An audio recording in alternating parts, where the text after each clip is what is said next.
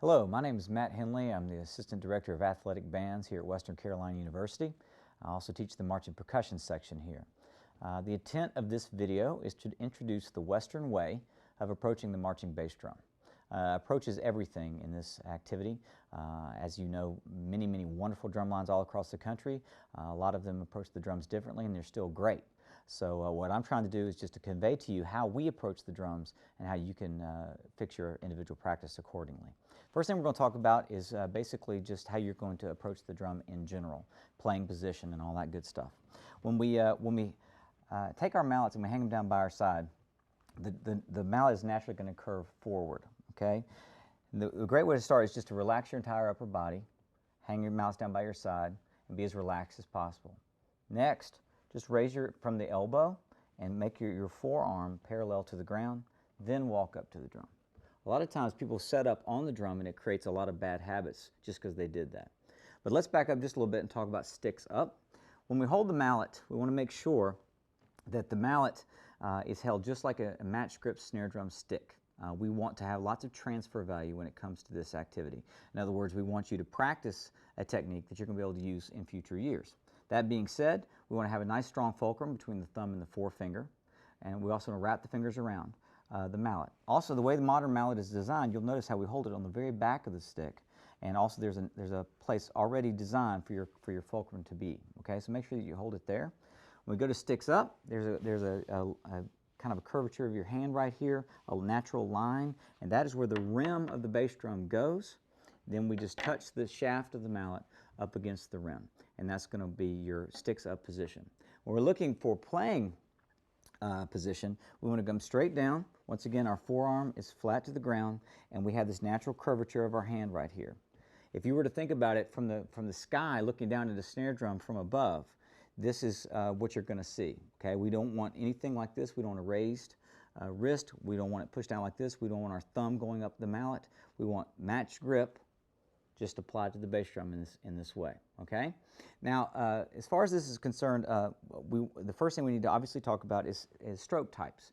Stroke types are the same for snare drum and for bass drum.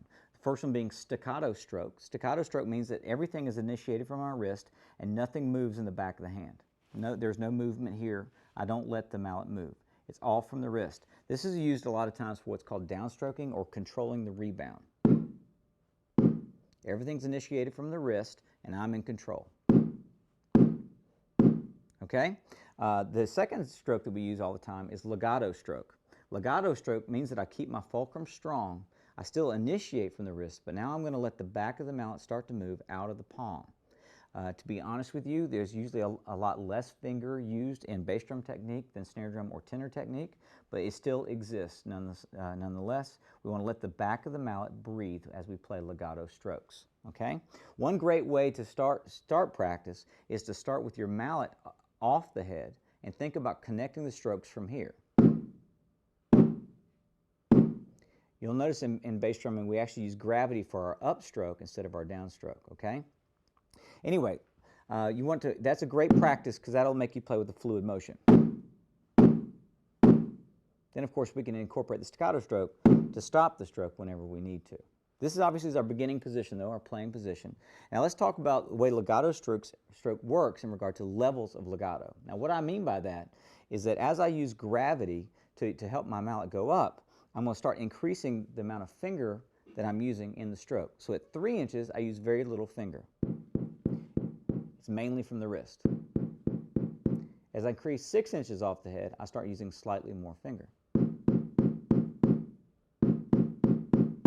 9 inches, same thing. You see where this is going. We're going to start increasing the amount that we let the back of the mallet move. 12 inches, basically a straight vertical back.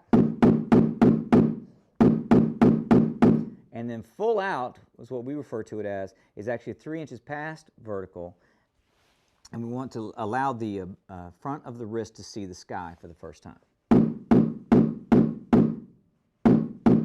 So 3, 6, 9, 12, and then full out. And that's when we really incorporate kind of the third lever of drumming, which is our elbow. Okay? That's the way those stroke types basically work. Once again, we do use legato stroke primarily in bass drumming because it does create a nice warm sound. It helps us to have a great blend between all of the bass drums, and that's very, very important, as you know, when we're playing runs and splits. The last thing I want to talk about real quickly is rim clicks. Obviously, rim clicks are something we do all the time. We have these rim guards here at Western to protect our rims, but one thing you want to make sure that you do is never play a rim click more than 3 inches. Rim clicks are only for timing. They're not for necessarily sound. So please remember that as you practice or you see rim clicks in the music, that you only play them at 3 inches. They're for timing only. Hopefully I've explained this in such a way that you can understand. If you have any questions or comments, feel free to contact me. Once again, my email address is mhenley, that's M-H-E-N-L-E-Y, @email.wcu.edu. My phone number in the office, 828-227-2998. I hope I've been a help to you, and contact me anytime. Keep drumming.